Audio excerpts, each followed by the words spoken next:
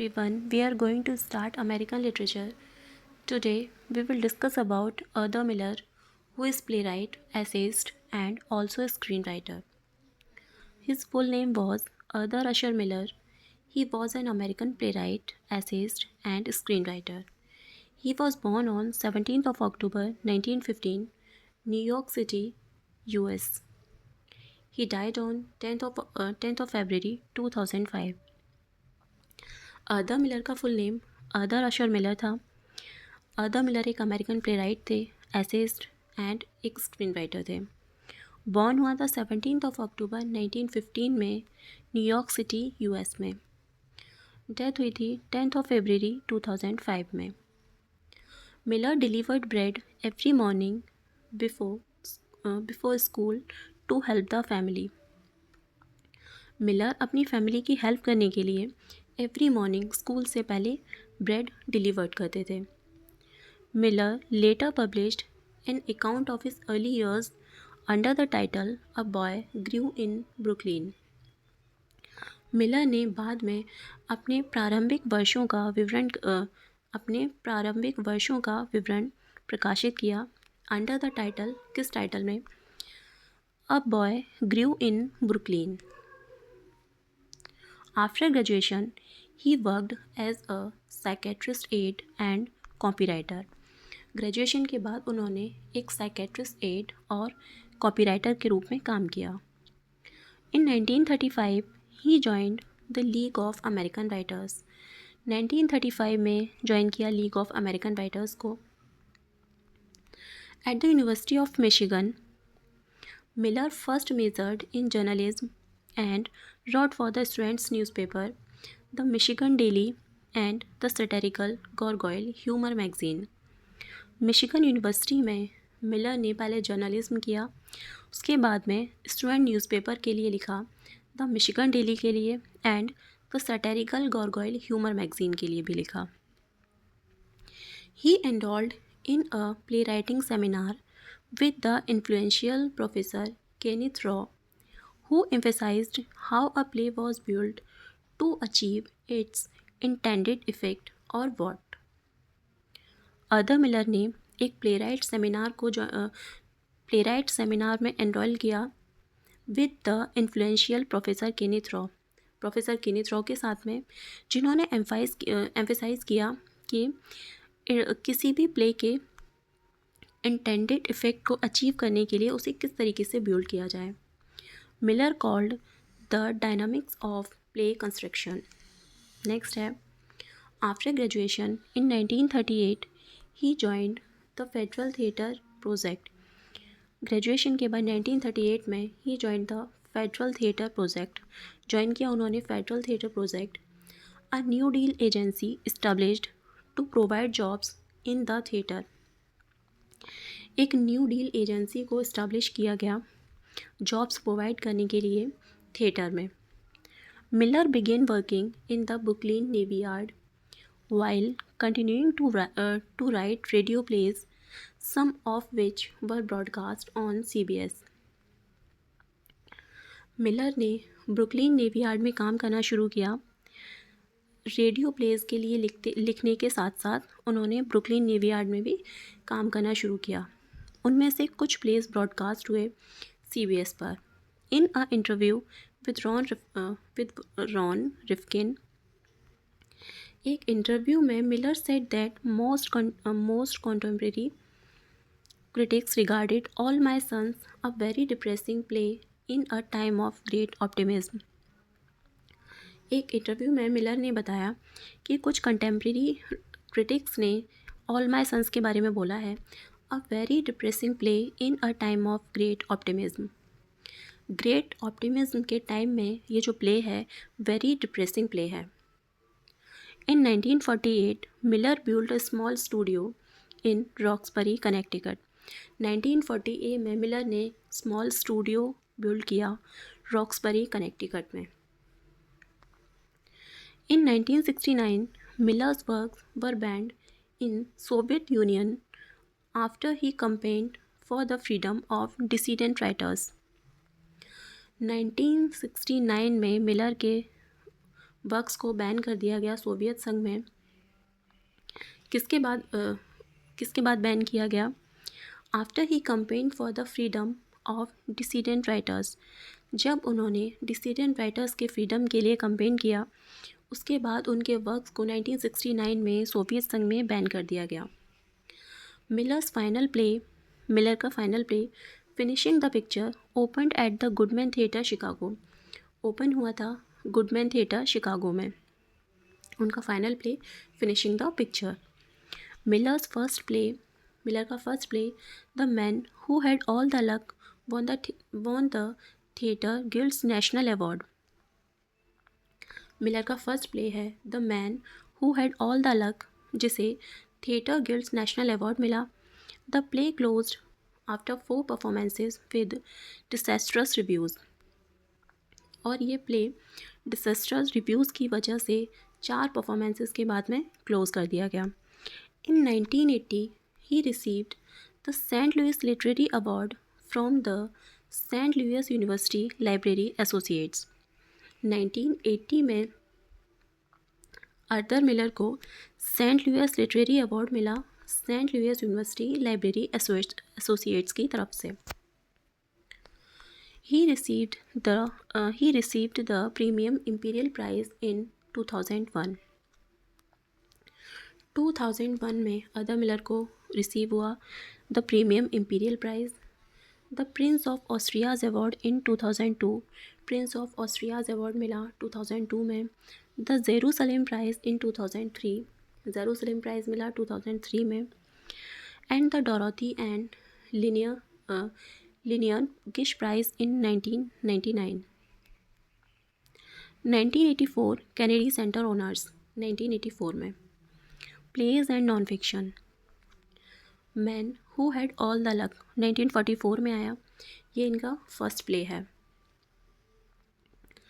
This play shows how an auto mechanic gets success in marriage and business chiefly on account of his hard work and care. इस play में दिखाया गया है कि किस तरीके से एक ऑटो मैकेनिक को सक्सेस मिलती है मैरिज में और बिजनेस में उसके हार्ड वर्क और केयर की वजह से। ऑल माई सन्स इनका वर्क आया 1947 में। डेथ ऑफ अ सेल्समैन आया 1949 में। द क्रूसिबल आया 1953 में। A view from the bridge 1955 में। अ मेमोरी ऑफ 2 मंडेज 1955 में। It presents different views of workers in a Manhattan warehouse. इस वर्क में दिखाया गया है डिफरेंट व्यूज़ दिखाए गए हैं वर्कर्स के इन मनहट्टन वेयरहाउस में। द मिसफिस्ट एक स्क्रीन प्ले भी है, इनका स्क्रीन प्ले भी है ये। द मिसफिस्ट आया 1961 में। In this play the central theme is the effect of maladjustment in a matrimonial alliance. It is also a screenplay. इस प्ले की सेंट्रल थीम है वैवाहिक गठबंधन में मैट्रिमोनियल अलायंस वैवाहिक गठबंधन में को समायोजन का प्रभाव इसकी सेंट्रल थीम है इस प्ले की। और ये एक स्क्रीन प्ले है, इस पर मूवीज़ भी बन चुकी है। आफ्टर द फॉल 1964 में आया। It is a 2-act emotional play modeled on the stream of consciousness technique. After the fall ये 2-act emotional play है जो लिखा गया है stream of consciousness technique में। Incident and Wiki 1964. It is a long 1-act play based on the theme of individual guilt. ये play 1-act play है और based है individual guilt पर। द प्रिंस 1968 में आया। It is a play which presents a family feud between 2 brothers, their contrasting views and ways of life. इस play में दिखाया गया है फैमिली फ्यूड दिखाया गया है, 2 ब्रदर्स के बीच में लड़ाई झगड़े दिखाए गए हैं, उनके कंट्रास्ट व्यूज़ दिखाए गए हैं लाइफ को लेकर, उनकी अलग अलग उनका माइंडसेट दिखाया गया है इसमें। When they meet after long separation, जब वो एक लंबे सेपरेशन के बाद में मिलते हैं। After disposing of their parents possessions, अब उनके जो पेरेंट्स की जो भी धन संपत्ति जो भी प्रॉपर्टी होती है उसका निपटारा करने के बाद में जब वो एक लंबे समय के बाद मिलते हैं। द अमेरिकन क्लॉक 1980 में आया। It presents the depression of an American family. इसमें एक अमेरिकन फैमिली का डिप्रेशन दिखाया गया है। अदर वर्क से उनके फोकस आया 1945 में। It is a novel about anti Semitism. ये नोवेल है एंटी सेमिटिज्म के बारे में। एंटी सेमिटिज्म होता है जो ज्यूइश कम्युनिटी के लोग होते हैं उनके प्रति भेदभाव। I don't need you any more 1967 में आया। The creation of the world and other business 1972 में आया। थिएटर एसेज 1978 में। इन रशिया 1969 में। इन द कंट्री 1977 में। चाइनीज़ एनकाउंटर 1979 में। All my sons. It is a 3 act play. ये एक 3 एक्ट प्ले है। The play was performed 328 times. इस प्ले को परफॉर्म किया गया है 328 times. The play was adapted for films in 1948 and 1987। इस प्ले को अडेप्ट किया गया है फिल्म के लिए, मतलब इस पे फिल्म भी बन चुकी है। 1948 में बनी है एक बार, 1987 में। It is a tragedy. ये एक ट्रेजिडी है। This is about a businessman who sells defective airplane parts to the government during world war. ये प्ले है एक बिजनेसमैन के बारे में who sells defective airplane parts to the government during world war. ये कहानी है ड्यूरिंग वर्ल्ड वॉर सेकेंड के समय की, जिसमें एक बिजनेसमैन होता है जो डिफेक्टिव एयरप्लेन पार्ट्स को गवर्नमेंट को सेल कर देता है। The play explores theme of guilt, responsibility and the American dream. इस प्ले में थीम दिखाई गई है गिल्ट की, responsibility and the American dream. Joe Keller, self made businessman who owned a munitions factory with his friend Steve Deaver। जो Keller जिसकी factory है, एक बिजनेसमैन है और इसका एक फ्रेंड है इसके साथ स्टीव डीवर। स्टीव डीवर एक एम्प्लॉय है जो केलर की फैक्ट्री में। Kate Keller, Joe's wife, who clings to hope that their missing son Larry will return. Joe की जो वाइफ है कैट केलर, वो इस आशा में जीती है, वो इस आशा में रहती है कि उनका जो बेटा है लैरी, जिसकी डेथ हो चुकी है, वो वापस ज़रूर आएगा। वो इस चीज़ को मानने के लिए तैयार नहीं है कि उसकी डेथ हो चुकी है। उसको ये होप है कि वो जिंदा है और वो वापस आएगा। Chris Keller, Joe and Kate's youngest son who wants to move on with his life and marry Annie, Larry's ex फियोंसे।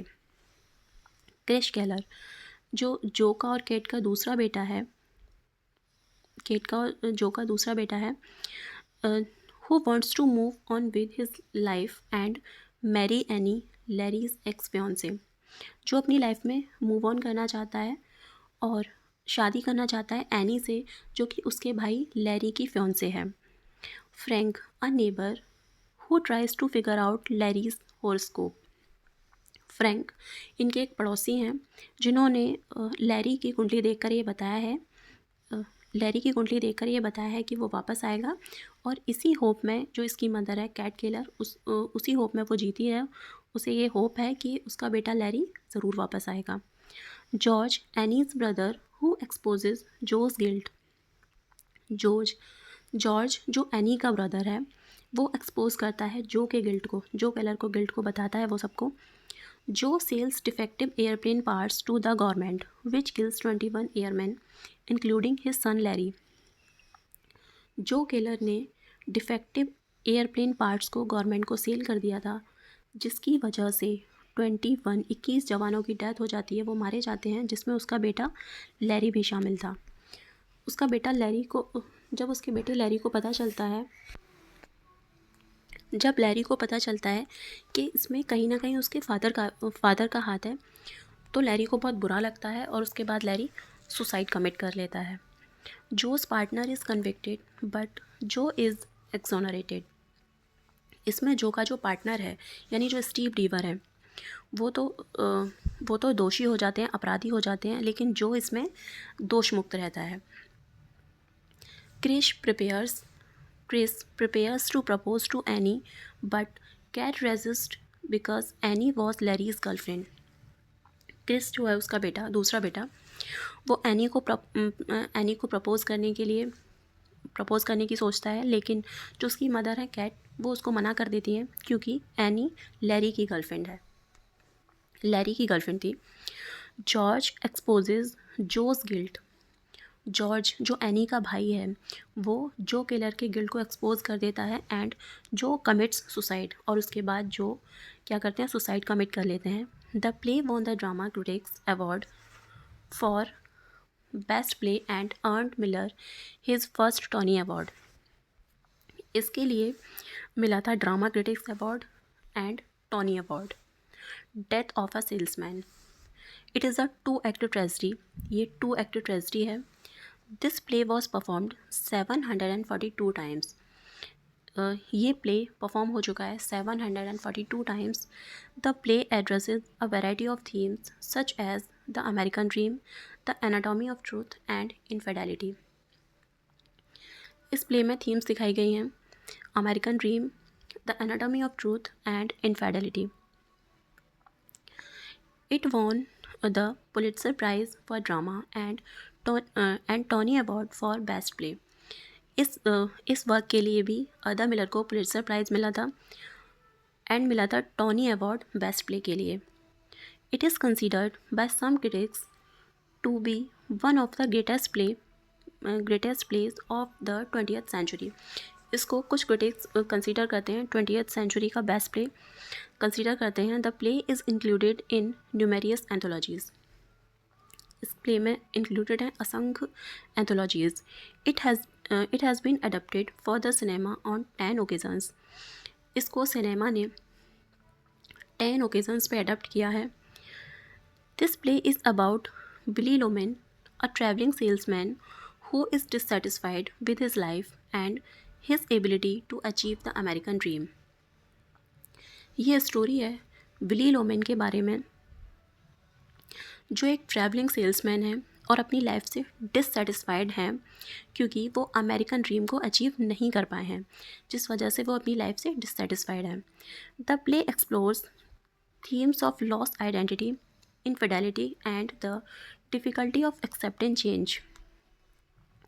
इस प्ले में और थीम्स हैं किसकी, loss identity, infidelity and the difficulty of accepting change. Willy's wife Linda tries to save her family from ruin. Willy की जो wife है लिंडा, वो अपनी फैमिली को बर्बाद होने से बचाने की कोशिश करती है। विलीज सन, विली के 2 बेटे हैं बिफ और Happy, are restless and disillusioned. उसके जो दोनों बेटे हैं वो भी रेस्टलेस हैं, डिसइल्यूजन्ड हैं, डिससेटिस्फाइड हैं वो भी अपनी लाइफ से। Willy contemplates suicide after realising he will never achieve his American dream. जब विली को ये रियलाइज़ हो जाता है कि वो अमेरिकन ड्रीम को अचीव नहीं कर पाएगा, तो उसके बाद में वो ये रियलाइज़ करने के बाद विली सुसाइड करने की कोशिश करता है। Willy's son Biff discovers that Willy has been unfaithful to Linda. जब बिली के बेटे बिफ को ये पता चलता है कि उसका जो फादर उसकी मदर के लिए अनफेथफुल है, उसका कहीं ना कहीं कोई और अफेयर है, Billy wrecks his car on purpose and dies in the crash. Billy जानबूझकर अपनी कार एक्सीडेंट कर लेता है और उसमें उसकी डेथ हो जाती है। Billy's funeral is only attended by his family. At last Billy के फनल को केवल उसकी फैमिली और उसके 2 नेबर थे, एक नेबर था उसका और उसका बेटा, सिर्फ वही इतने ही लोग उसकी विली की फनल को अटेंड करते हैं।